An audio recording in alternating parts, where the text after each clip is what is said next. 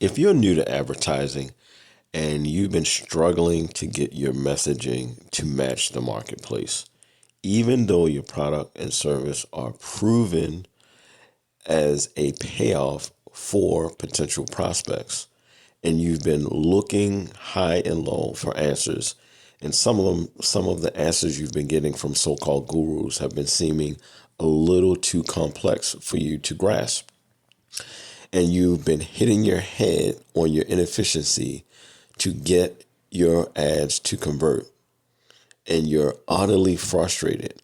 Trust me, I feel your pain. You've come to the right video. In this video, I'm going to teach you the 3 mistakes that media buyers make that causes their ads to fall flat. Whether you're a media buyer or a copywriter or a content creator in general who owns a business, this video is for you. Let's dive right in. I'm going to keep this video short and sweet because I want to give you actionable items that you can apply to your business now to create an immense game changer. Okay. Mistake number 1. They simply don't know who they are serving.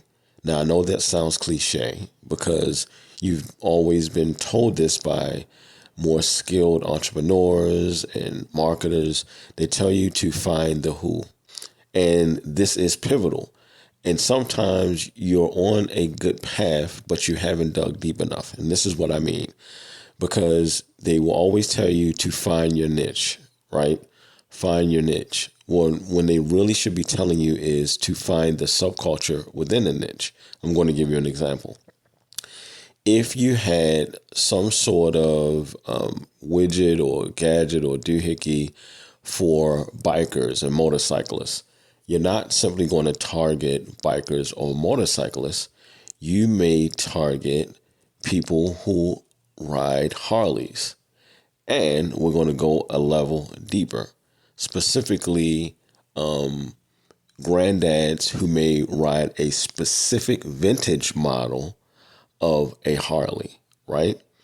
That way you will be able to more easily communicate and have them be identified in the message, right? If they can actually see themselves within the message, if it speaks to their identity, right, the subculture within the niche, right, then you would actually have more effective call outs, headlines, subheadlines, hooks. It will grab their attention and stop them in their tracks. Just imagine if you're walking down a crowded street. If someone, and it's noisy, and if someone yells your name out, right, over all that noise, for some reason, because your name is unique to you, right, and you know it so well, your attention would be pulled in the direction of the person that's calling your name. So you have to be able to stop people in their tracks when they're scrolling or, being entertained online or television or whatever media you are advertising to, right? And this applies to whether you're doing organic or paid. Either way, someone is already involved in what they're doing, right? And if you're going to come along and to disrupt them, it may as well be something that they can identify with. All right, so that's mistake number 1. But here's the thing. You have to make sure that the language you're speaking is their language. So if you are not really familiar with their lingo, do your research, right? Do your research. And I'm going to give you a tip in this video that's going to really, really help you. Now, jumping on to mistake number 2. They don't understand why it is they would buy it, right? They don't understand why it is they will buy it. And what do I mean by that? This is speaking to the specific problem that they're having, right? You could have one product, but people within that particular subculture that you're targeting may have various reasons as to why they would use that product for them, right? So you will want to speak to that problem. right? As here we would apply the problem, agitate, solution framework, right? When we're addressing that, you have to understand, okay, how does this problem really trigger them? What pain does it set off that they severely need to have alleviated, right? How can we agitate that pain by painting a picture that they can relate to as it pertains to the discomfort of that specific pain that they're feeling? You have to understand why they would buy it. Why would they need to use this particular product to solve this problem, right? Why do they need it? And there's a good way that you can figure this out. And we're going to get to that when we get to mistake number 3. But you really want to understand that, because it has to be something that's painful. If it's not a painful problem, then they're not going to be very motivated to buy it. I don't care how good or how genuine your scarcity is around it. If it doesn't speak to their identity, right? Well, as we spoke about in mistake number 1, and if it doesn't outline a clear problem that produces immense pain within that area of their life, they're not really going to be motivated to buy it, right? So yes, you want to have genuine scarcity. You definitely don't want to have fake scarcity. But at the same time, it's not going to be a real sense of urgency if it doesn't speak to a real problem or a pain that they're experiencing. So you have to understand why. Now, moving on to mistake number 3, you a tip that's going to help you tie everything together, right?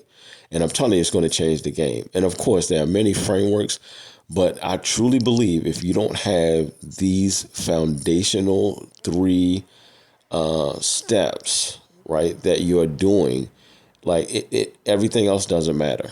I really, truly believe that. All right, mistake number 3. You don't focus on what's in it for them, what they get. Because you have your value proposition dialed in, your unique selling proposition dialed in, and you understand what makes your product or service unique, what you always should do is always focus on what they get out of using your product, using your service, what they get out of it, what transformations or outcomes that you can help them see themselves in as you're painting your word pictures, right? What do they get out of it? How does it benefit them? Now, there's nothing wrong with you outlining the features, but if you can't tie their benefits to that, their transformation to those features, then it's too clinical. It's too logical. Now, yes, they for the most part make an emotional decision when they buy, but they justify that emotional decision with logic. Figure out a way to tie in their transformation, their outcomes, with the language of the features. I'm telling you, you'll go a long way. But before you even dive into the features, you have to paint the picture so they can see themselves in the transformation, in the outcome, right? Alleviating the pain. You have to do that. Now, I'm going to give you a tip as promised. And this is a formula that I use. It is S plus S equals S. What do I mean by that? I'm going to say this. When you ask better questions, you get better answers. Let me repeat that. When you ask better questions, you get better answers, right? And you're probably asking, okay, what does this have to do with the formula? And what is the tip? Okay, the formula, as I said, S plus S equals S. Surveys plus segmentation equals smart. What do I mean by that? When you ask questions, right? And I'm telling you, when you lead with understanding who, right, the subculture within that niche, speaking their lingo, right, grabbing their attention, right, tying that into your headline, your hook, your subheadline, right? When you get their attention and when you get them over to your squeeze page, landing page, wherever you are driving them to, if it's not directly even if you're driving them to, if you are optimizing your campaign for purchase or lead, you want to have a survey. Why do I say that? Because it will help you to allow yourself to understand why it is they're buying. What variation of the problem is more important to them, and you can ask questions that are aligned to that. And then as you gather this data, you can then begin to segment your list, right? You segment the list, and then you only retarget and send emails and SMS messaging that is specifically tailored to the answers that they give you, right?